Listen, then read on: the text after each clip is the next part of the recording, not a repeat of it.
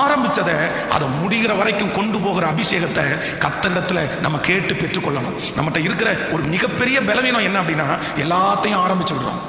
ஜெபத்தை ஆரம்பிச்சு விடுறோம், பைபிள் ரீடிங் ஆரம்பிச்சு விடுறோம். ஆனா ஆரம்பிக்கிறது மட்டும்தான் நம்ம செய்யறோமே தவிர நம்ம யாரும் முடிக்கிறது இல்லை. ஆனா வேதம் சொல்கிறது, ஆரம்பத்தை விட ஒரு காரியத்தினுடைய துவக்கத்தை பார்க்கலாம் கர்த்தர் முடிவின் பேரிலே பிரியமா இருக்கிறார்.